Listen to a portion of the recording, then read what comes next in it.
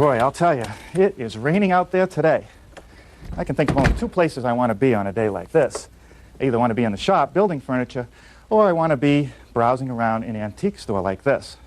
Now, I've been here before, and there's a lot of interesting pieces to see, and the prices are pretty good. Look at this chest, this blanket chest. Looks quite similar to the one we built. And over here, a nice pine hope chest. Very thick pine boards. Let's see, $495. Not bad for a piece in this condition. Look at these chairs, all hand-painted. You know, this is a project that I hope to be able to build someday. But over here, this is what I wanted you to see. A punch-tin front pie safe. Now, it comes from the Midwest, and it dates to about 1875. The most interesting story, though, is about this little Dutchman. They said it was a rat hole. Must have been something awful good to eat in that drawer. Now, inside, it's nice and deep, a couple shelves, and whoever punched this tin sure likes stars. One in each corner, a little tiny one in the middle, and a large one surrounded by a circle. There's some good ideas here. I better take some notes. I'd also like to take a moment to talk about shop safety. Be sure to read, understand, and follow all the safety rules that come with your power tools. Knowing how to use your power tools properly will greatly reduce the risk of personal injury.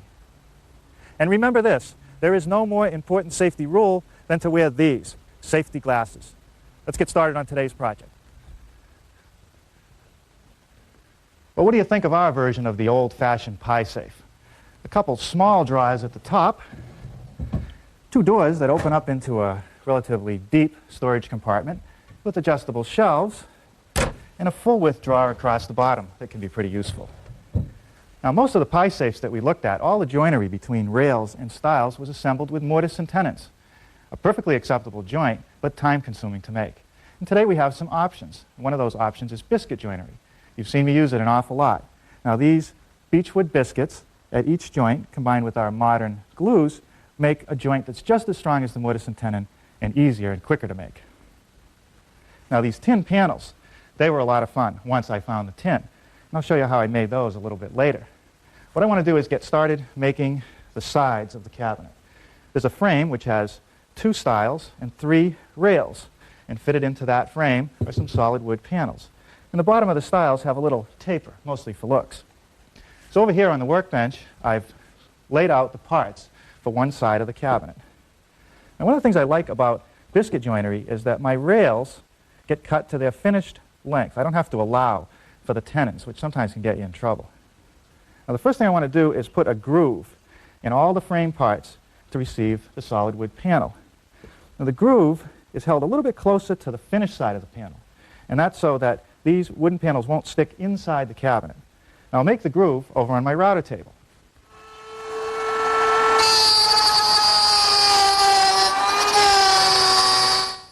Now, the grooves that I have to make in the stiles run from rail to rail, plus about a ½ inch. And that's because I don't want to put a groove where my biscuit is going to be located later. Now, to make that groove, I need to do what's known as a plunge cut, or plunge the piece over the router bit. So I've installed a piece of tape and put a pencil mark a ½ inch on each side of the bit. And by lining up my layout line for the rail, I can place it in the right position.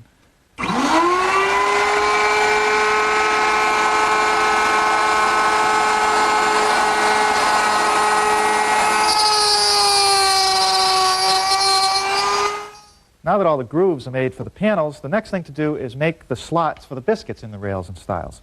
This is the tool that I'm going to use. There's a little saw blade in it that plunges out as you move the whole motor assembly. And it also has a fine adjustment on this side for the different sizes of biscuits that are used.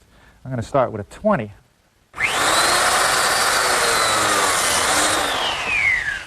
And that's all there is to it.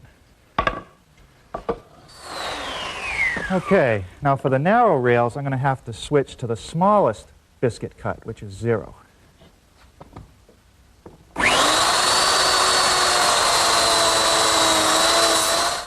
Here are the 4 pieces of pine for my panels. They're ½ inch thick, and they've already been cut to size. But in order for the panel to fit into the grooves of the stiles and rails, I need to make a little rabbet joint, like that. So it'll just slip in there. Now, to make that rabbet, I'm using my stacked dado head cutter. I've also installed this wooden auxiliary fence to protect my dado head cutter from the metal rip fence. And it's set up to make a 3/8 inch wide by 1/4 inch deep rabbet. The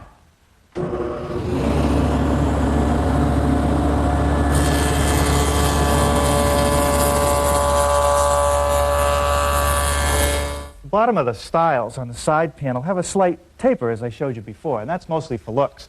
I'll do that over here. I've clamped the piece in the workbench. I'm going to use a handsaw to make the cut. I'm going to leave the line because I'm going to smooth it up with my block plane. Okay, now to smooth up the roughness of the cut, a couple passes with the block plane. Well, now we're ready for some assembly. And the first thing to do is roll a little glue at each location where the rail is going to meet the stile. Now I'll just put a little bit of glue in each biscuit slot and work it in with a brush. Now a little glue on the biscuits, I'll just set them in the slots, moving as quickly as possible so the glue doesn't set up. Now the biscuits for the middle rails, even though I'm using the smallest one that's available, I had to nip off a little bit on each end so that it wouldn't be too long.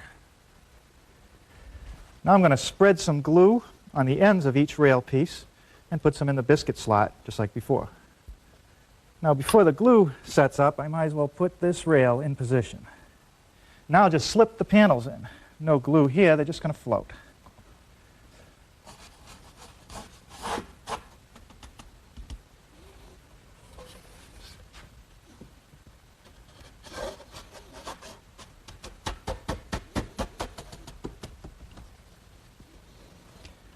Okay, and now I'm just going to slip the other stile into position.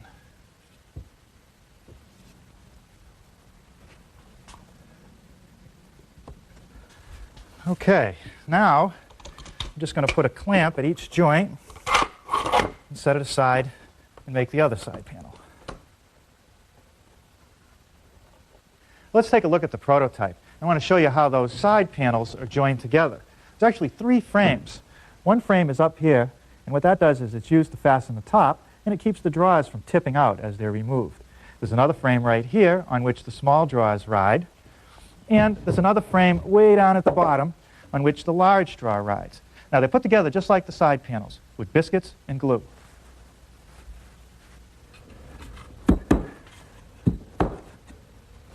Okay, that's the last of the frames. Put a little clamp pressure on this one. We'll get to work on the doors.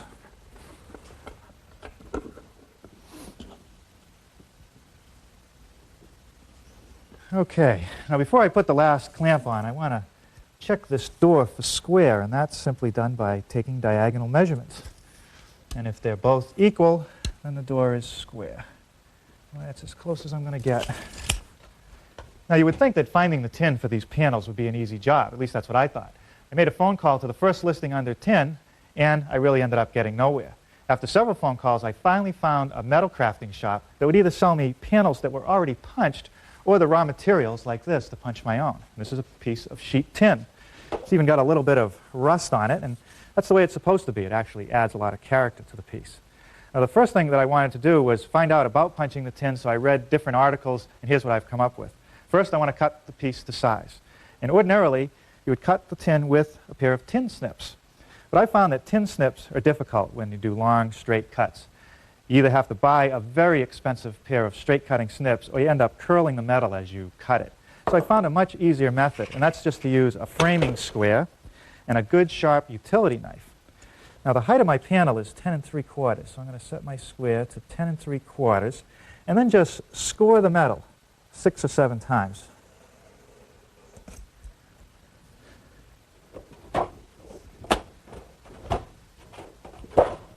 Just shears off.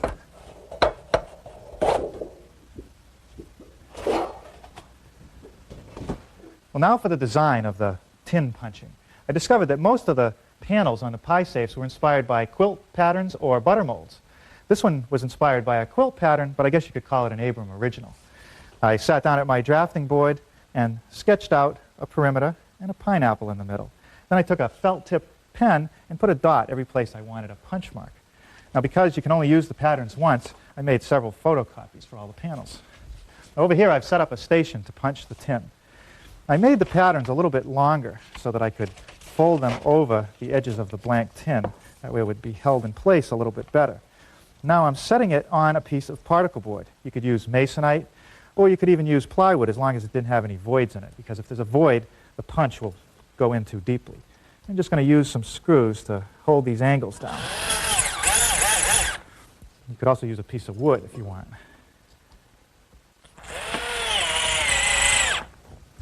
Okay, now the tool for punching the tin couldn't be simpler. It's just a scratch-awl to make sure it's kept good and sharp.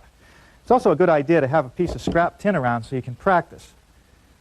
What you'll find is, depending on how hard you strike the awl, will determine the diameter of the hole. I'm looking for about a 1/16 of an inch. Now, it's a lot of fun, but it takes some time and some patience. There are 450 punches on this panel, so I better get started.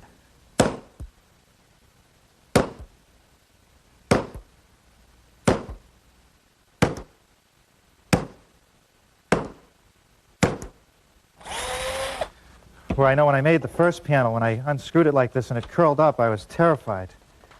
It looks okay. But what I discovered is that if I just gently roll it back into shape, that I can get it to sit flat. Well, 5 more to go.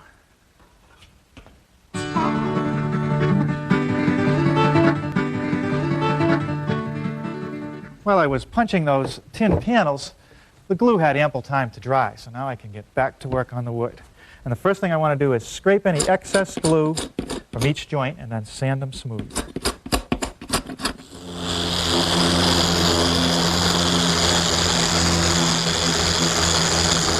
Let's take a look at the prototype. Each of the side panels have 2 cross dados, one for the top frame and one for the frame that supports the bottom draw. I've set up my table saw with a stacked dado head cutter for 3/4 of an inch width and about 1/4 of an inch depth. And I've adjusted the rip fence to make the dado along the top of the panel first.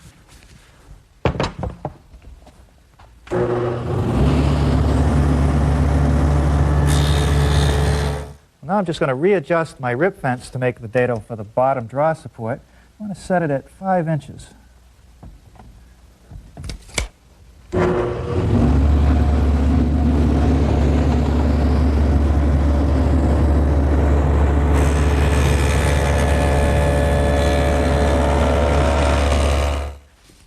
Okay. Now on the back of the pie safe, I've recessed the plywood. And to do that, I needed to make a rabbet in the side panels. So I've set up the table saw to run those.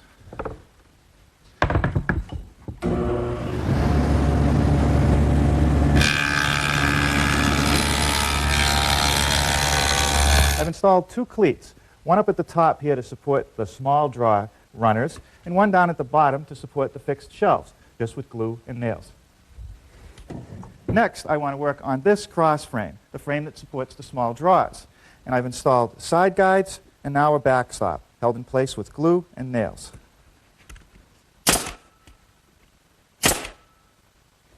Here on the frame for the lower drawer, the process is the same, side guides and a backstop. Now there's one little thing I have to do to the bottom shelf, and if I tip it back, I can show you that underneath there are a couple cleats, and they'll prevent the drawer from tipping out as it's opened. I'll tell you, it's a lot easier to put these in now than after the case is already assembled. Okay, now let's assemble it. First, the small drawer support frame, held in place with some glue and screws.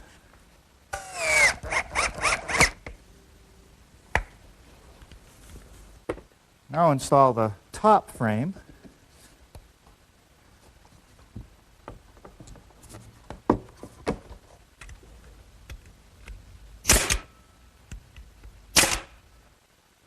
And now for the bottom shelf.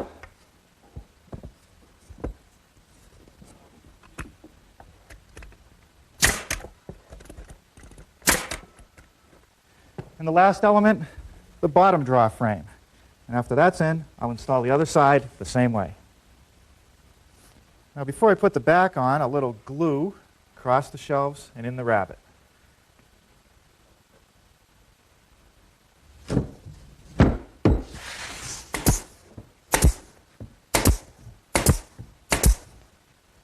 Well, now it's time to start installing the face frame. But before I can do that, I have to notch the drawer support frames.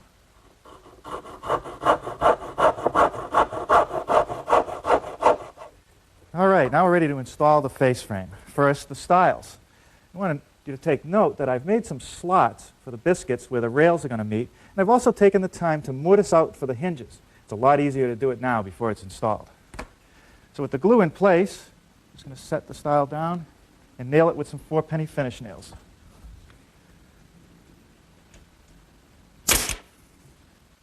You might have noticed that on this plywood shelf, I edge banded it with pine, and that's so the laminations won't show through. We've put a little glue along the bottom edge, and I've glued the biscuit in place. I'm going to slip this rail on, holding it down from the top of the shelf about 1/4 of an inch. That way it'll act as a stop when the doors are closed.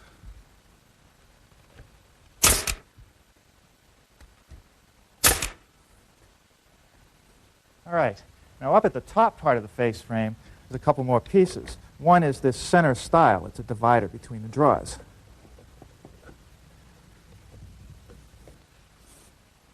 And now the top rail.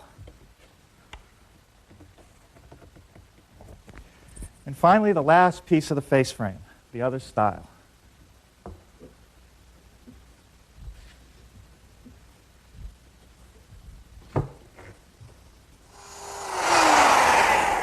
Using this setup of a template, with my router and a guide collar, I've made all the mortises for the hinges. Of course, you could do the same job with a sharp chisel and a hammer.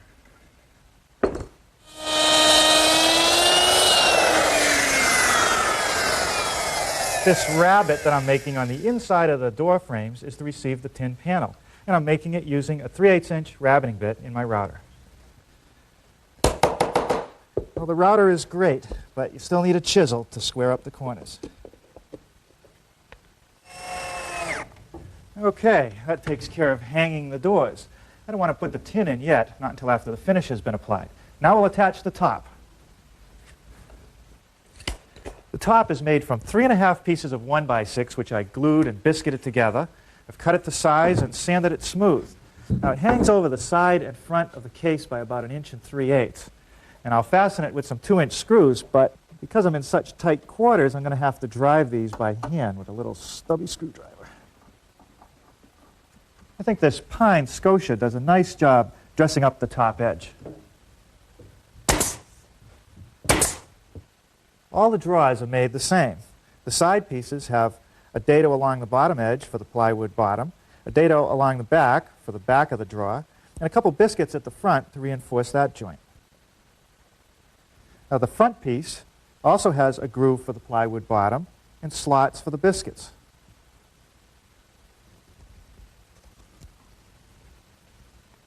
I'm just using the clamps to pull the joint tight until it's nailed.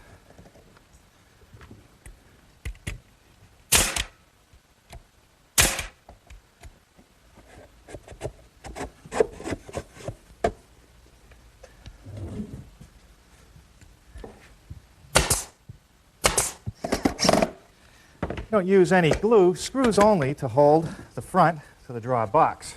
Now the tin and the hardware will go on later, after we put on the finish. We always get a little nervous when we start staining pine, and it's because of the grain of pine, and you put stain on it, it tends to get blotchy and doesn't look very good. But I found that with this water-soluble stain, if I put it on with a brush first, almost like paint, lay it on kind of heavy, and then let it set for a while and wipe it with a rag that's been dampened in some stain. It works pretty well. I'll show you up on the top where it's already set. Just take the rag and dip it in some stain so that it's damp, and then work the panel. And you can see, now I kind of even it out, and it looks pretty good. Okay, I'd say that that's just about the look I want. Now I'm going to let this stain dry for a few hours. Then I'll protect the entire piece with 2 coats of satin finish polyurethane. And then after that dries, I'll reinstall the tin panels, and this piece will be ready for the pies, or whatever else you'd like to store in it. Okay, now that's what our pie safe looks like with the final coat of urethane and the tin panels installed. In fact, the tin is starting to show some signs of rust, which is really the look that we want. It's a very useful piece.